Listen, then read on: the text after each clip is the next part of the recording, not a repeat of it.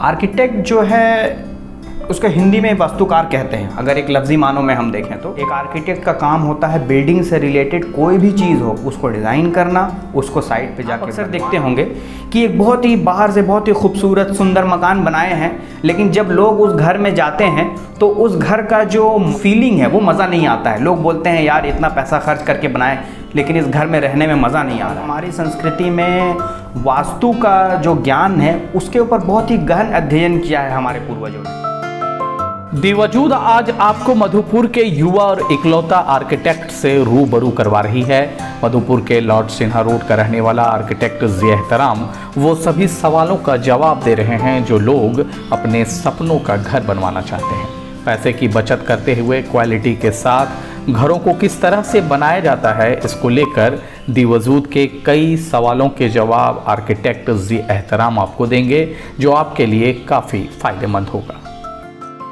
जी एहतराम जी, ये बताइए कि आखिर आर्किटेक्ट होता क्या है और लोग आर्किटेक्ट के पास क्यों जाए, किस लिए जाए, इस चीज़ों पर अपना प्रकाश डालिए।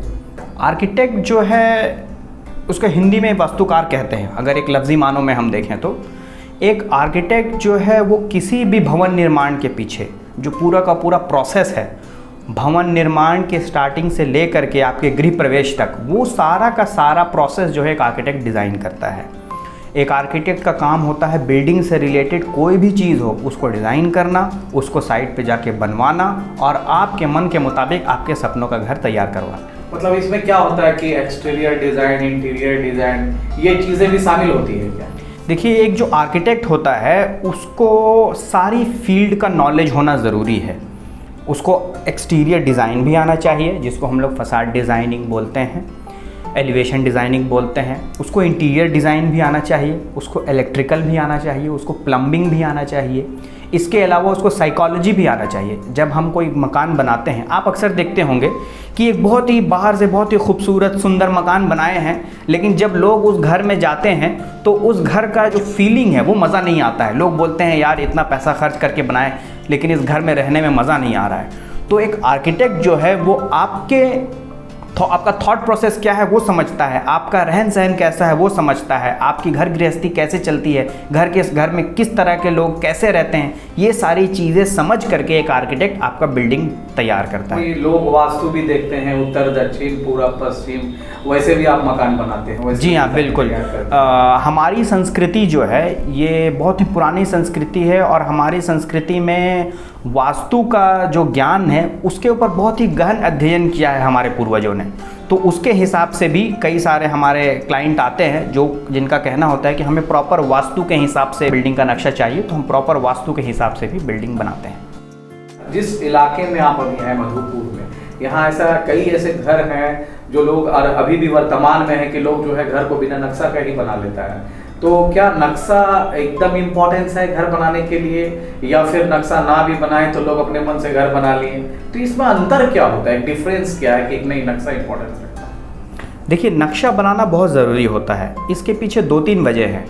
सबसे पहला वजह यह है कि आजकल जो ज़मीन का भाव है वो बहुत ज़्यादा बढ़ा हुआ है। एक आर्किटेक्ट ये मेक श्योर करता है कि आपका 1 इंच भी ज़मीन बर्बाद ना हो।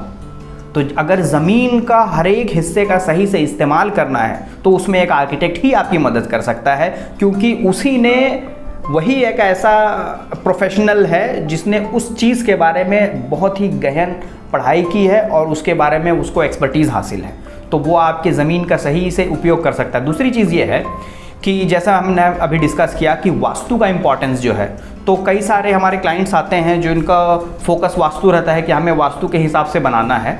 तो अगर वास्तु के हिसाब से भी अगर हम बनाते हैं तो कई बार ऐसा होता है कि उसमें भी जगह जगह पर कहीं पे छोटे छोटे पॉकेट्स छूट जाते हैं जो कि सही से इस्तेमाल नहीं हो पाते हैं, या कई सारे ऐसे कमरे हैं जो सही से इस्तेमाल नहीं हो पाते हैं। तो इन सारी चीज़ों को भी अगर सही से इस्तेमाल करना है और प्रॉपर वास्तु के हिसाब से, तो उसके लिए एक आर्किटेक्ट ज़रूरी है। तीसरी चीज़ ये है कि जब हम कोई बिल्डिंग बनाते हैं, एक आम आदमी अपने जीवन काल में मुश्किल से एक बिल्डिंग बना पाता है। वो भी बनाने में बहुत उसकी ज़िंदगी भर की कमाई जो है वो बिल्डिंग में चली जाती है। तो जब आप अपने जीवन का सबसे बड़ा इन्वेस्टमेंट कर रहे हैं तो आपको एक ऐसा कंसल्टेंट चाहिए जिनसे आपके मन में कोई भी दुविधा हो, कोई भी प्रश्न हो, आप उनसे डिस्कस कर सकते हैं और आप अपने मन के मुताबिक अपना एक सपनों का घर बना सकते हैं। घर रोज़ रोज़ बनता नहीं है, जैसे मैंने बताया आदमी जीवन काल में 1 या 2 घर ही बनाता है। तो एक नॉर्मल आदमी के पास उतना एक्सपीरियंस होता नहीं है घर बनाने से रिलेटेड। वो आमतौर पे ठेकेदारों और मिस्त्रियों के जो नॉलेज है, जो कि बहुत ही बेसिक नॉलेज है, उसके ऊपर डिपेंडेंट रह जाता है। एंड ऑफ द डे क्या होता है, आखिर में जब घर बन जाता है, उसको पसंद आए या ना आए, अब तो पैसा लग चुका है, तो अब वो बस उसमें रहना उसकी मजबूरी हो जाती है। लेकिन जब आप एक आर्किटेक्ट के थ्रू जब आप काम करवाते हैं, वो आपको प्रॉपर नक्शा पहले बना के दिखाता है। जब आप नक्शे से खुश हो जाते हैं तो फिर वो आपको प्रॉपर 3D बना कर दिखाता है। बाहर का डिज़ाइन, अंदर का डिज़ाइन, सारा चीज़ आपको पहले बना करके दिखा देता है और उसके बाद फिर आप अपने हिसाब से काम करवा सकते हैं। इसमें फ़ायदा दूसरा ये भी है कि आपके मन के मुताबिक काम तो हो रहा है, आपको बजटिंग में भी बहुत ज़्यादा आसान हो जाता है, क्योंकि आपको पता रहता है कि हाँ इतने स्टेज तक मेरा इतना खर्च होना है, उसके बाद इतना खर्च होना है। लेकिन जब आप किसी मिस्त्री या ठेकेदार के भरोसे चलते हैं तो बजटिंग में बहुत ज़्यादा ऊपर नीचे हो जाता है। जो बिल्डिंग 15 लाख में बनी है वो 10 लाख में ही बन जाती अगर आप एक प्रॉपर आर्किटेक्ट के साथ कंसल्ट करते तो। एक आर्किटेक्ट अगर आप डिज़ाइन तैयार करके देते हैं तो क्वालिटी पर क्या है इसका असर होता है कि एक आम आदमी बना लिया घर और एक आप डिज़ाइन तैयार करके देते हैं तो दोनों में क्वालिटी भी आती है सामने, मजबूत। जी बिल्कुल, एक आर्किटेक्ट का काम होता है कि सिर्फ वो नक्शा ना दे, बल्कि नक्शा देने के बाद बीच बीच में जो भी साइट है जाके विज़िट करे। और क्योंकि आर्किटेक्ट के पास बहुत ही डीप नॉलेज होता है पूरे कंस्ट्रक्शन मैनेजमेंट का, तो उसको पता होता है कि कौन सा काम है उसको कैसे किया जाता है। मसलन अगर कहीं पे फाउंडेशन की ढलाई हो रही है तो वो फाउंडेशन की ढलाई में क्या क्या चीज़ें हैं जो ढलाई को और मजबूत बनाएंगी, जो आपके फाउंडेशन को और मजबूत बनाएंगी, वो एक आर्किटेक्ट को उसका नॉलेज होता है। अब इस फाउंडेशन को मजबूत करने का 2 तरीका है। अगर एक एग्जांपल लेते हैं तो या तो आप उसमें ढेर सारा सरिया, ढेर सारा सीमेंट डाल दीजिए तो वो मजबूत हो जाएगा, जो कि एक आमतौर पे जो कॉन्ट्रैक्टर और मिस्त्री होते हैं जो इस हिसाब से काम करवाते हैं। इसका दूसरा तरीका ये भी हो सकता है कि उसका एक प्रॉपर स्ट्रक्चरल एनालिसिस किया जाए, उसके ऊपर कितना लोड आ रहा है वो देखा जाए, उसके ऊपर ओवरऑल जो डेड लोड है, लाइव लोड है, वो कितना आ रहा है, ये सारा चीज़ कैलकुलेट करके फिर उसका एक डिज़ाइन बनाया जाए कि हाँ इतने लोड के लिए इस टाइप का फाउंडेशन जिसमें इतना सरिया, इतना ग्रेड का कंक्रीट जाएगा आपके लिए सफिशिएंट है। वो चीज़, उसके अलावा उसको कास्ट करते समय किन किन चीज़ों की ध्यान रखनी चाहिए कि बाद में ढलाई फटे ना, तो ये सारी चीज़ें जो है एक आर्किटेक्ट देखता है। इसीलिए बजटिंग वाइज भी ये बहुत ही ज़्यादा पॉकेट फ्रेंडली एक अप्रोच है। पर माना जा सकता है कि एक अगर आप नक्शा बनवाते हैं तो पैसे की भी बचत होती है। बिल्कुल, मतलब आपका मटेरियल बर्बाद नहीं होता है, ऑन द साइट आप काम करवाते हैं। तो इसके लिए क्या मिस्त्री वगैरह जो भी आज राजमिस्त्री ये मेंशन लोग हैं, इसको क्या डायरेक्शन देते हैं अभी, किस तरह से करना है? मधुपुर जैसे छोटे शहर में क्या उस लायक मिस्त्री अवेलेबल है जो काम कर पाएगा या नहीं कर पाता है या करता है, उसके लिए फिर आपको क्या फेस करना पड़ता है? देखिए, जब मैंने 2020 में मधुपुर में प्रैक्टिस करना स्टार्ट करा था तो शुरू में तो बहुत ज़्यादा परेशानियां होती थी। यहाँ के ज़्यादातर जो स्किल्ड मेसन होते हैं, जो जिनका हाथ बहुत साफ़ होता है, वो बाहर चले जाते हैं। वो केरला चले जाएंगे, वहाँ पे अच्छा पे है और वहीं पे काम करते हैं। तो यहाँ के कई सारे ऐसे मिस्त्री हैं, मेरे जान पहचान में भी हैं, जिनको काम अच्छा आता है, वो ड्राइंग पढ़ के भी काम कर लेते हैं, लेकिन क्योंकि यहाँ पे उतना अच्छा नहीं है तो वो चले जाते हैं। जो लोग यहाँ हैं उनको ड्राइंग समझाने में थोड़ा सा इशू है, तो हमारे जी एहतराम आर्किटेक्ट्स में हम ये मेक श्योर करते हैं कि अगर कोई नया मिस्त्री या कोई नया कॉन्ट्रैक्टर साइट में आ रहा है तो हम एक 1-on-1 मीटिंग रखते हैं उनके साथ, अपने ऑफिस में बिठा करके उनको एक एक चीज़ समझाते हैं। इनफैक्ट अगर कई बार हमारे पास ऐसे भी मिस्त्री आते हैं जिनको ABCD पढ़ना नहीं आता, उनके साथ क्या किया जाए, तो वैसे मिस्त्री के हिसाब से हम अपने ड्राइंग में चेंजेस करते हैं, प्रॉपर कलर कोडिंग इस्तेमाल करते हैं कि अगर किसी मिस्त्री को या कॉन्ट्रैक्टर को पढ़ना भी नहीं आता है तो भी वो हमारी ड्राइंग देख करके काम कर लेगा। हम उसको ऐसा ड्राइंग को उसे उनके हिसाब से ही ड्राइंग बना करके। अभी मैं आपको एक एग्जांपल देता हूँ। पटवाबाद में हम एक प्रोजेक्ट बनवा रहे हैं जहाँ पे हम मधुपुर का सबसे ऊंचा मीनार का कंस्ट्रक्शन करवा रहे हैं। 120 फीट से ऊपर जाएगा उसका टोटल हाइट।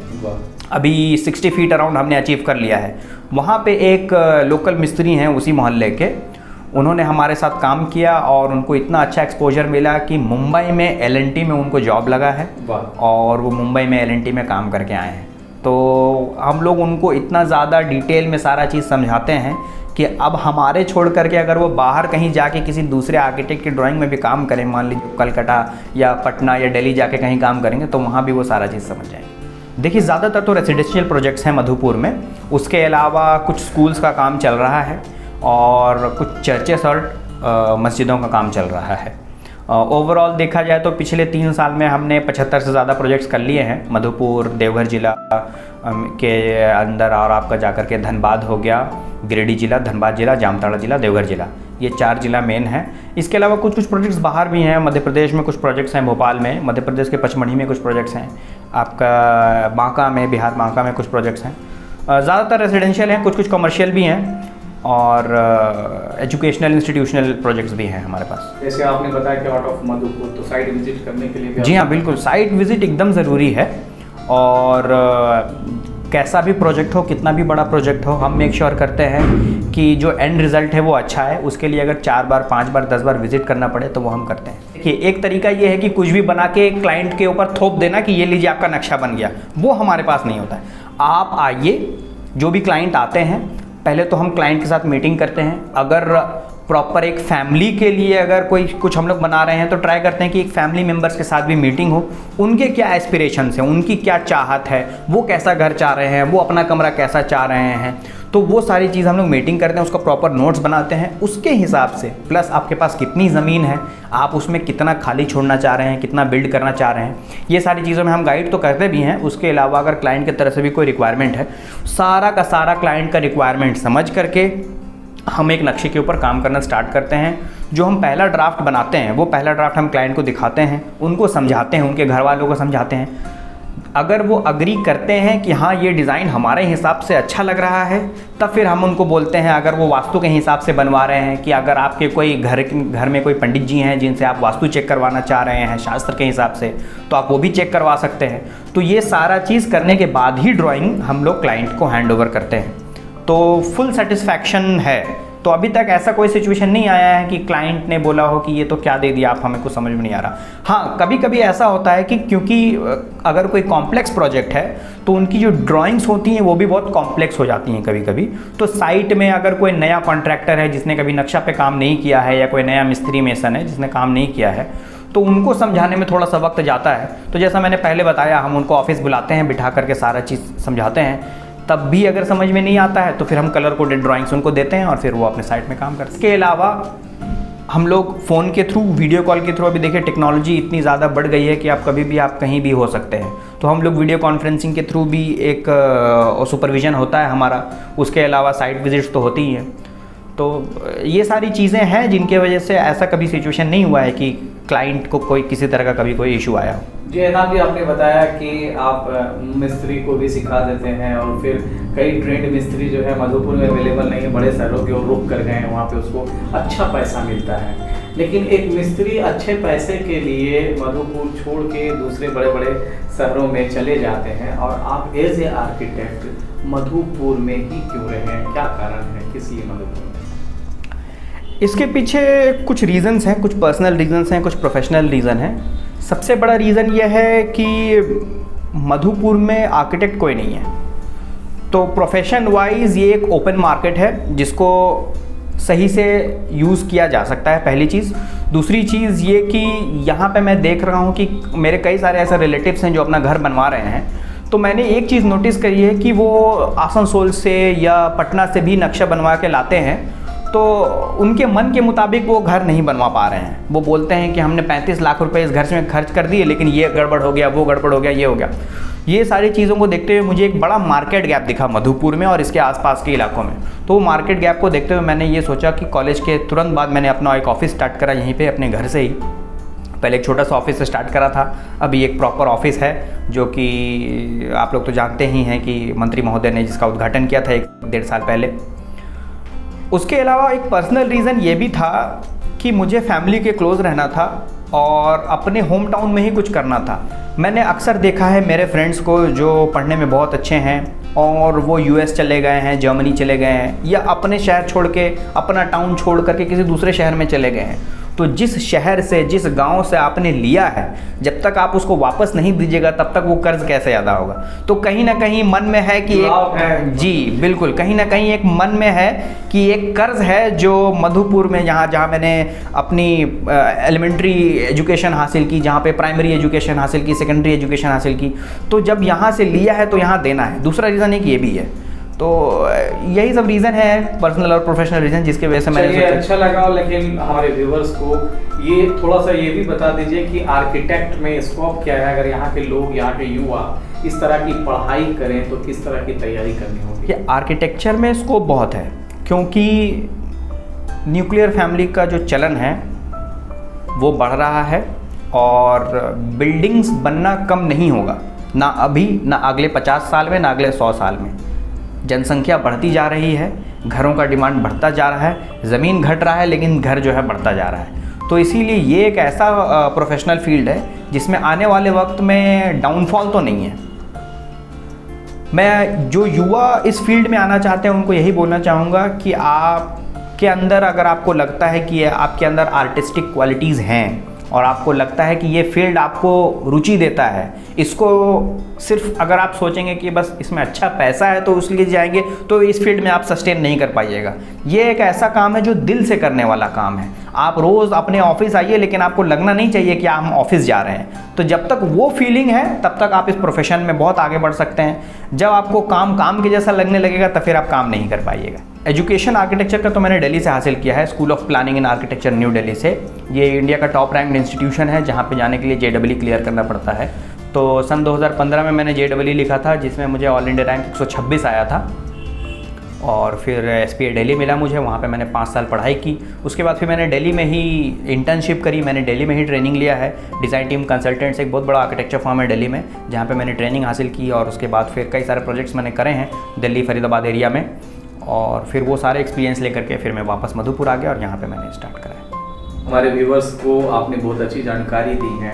कुछ चीज़ें ऐसी होती हैं कि लोग ये सवाल करते हैं कि मान लीजिए 2 मंजिला मकान बनाना हो तो कौन सा अच्छा, किस टाइप का सीमेंट की आवश्यकता होगी, सरिया कैसी होगी, क्या ये इस पर आप क्या कहिएगा? देखिए, मधुपुर और इसके आसपास के क्षेत्र में जैसा मैंने देखा है कि यहाँ पे लोग आमतौर पे ना कहीं सुनी बातों के हिसाब से काम करते हैं कि अगर 1 मंजिला इमारत है तो 12 mm का सरिया डाल दीजिए, 2 मंजिला इमारत है तो 16 डाल दीजिए, 3 मंजिला है तो थोड़ा सा और बढ़ा के डाल दीजिए। वैसे नहीं होता है।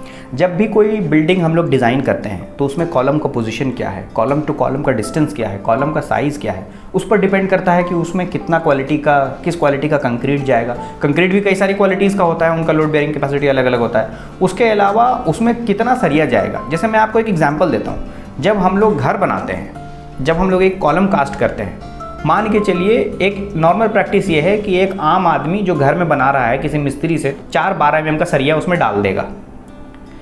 आप रेलवे का स्लीपर देखिए जिसके ऊपर ट्रेन चलती है, क्या उसके अंदर 12 mm का सरिया है? क्या उसके अंदर 16 mm का सरिया है? नहीं, उसके अंदर 3 mm का वायर है जो कि ट्विस्ट करके डाला हुआ है। हालांकि वो प्री स्ट्रेस्ड कंक्रीट है, वो एक अलग टाइप का कंक्रीट है, लेकिन आप देखिए कि उस वायर के अंदर इतना स्ट्रेंथ है जो कि उस ट्रेन के लोड को संभाल पा रहा है।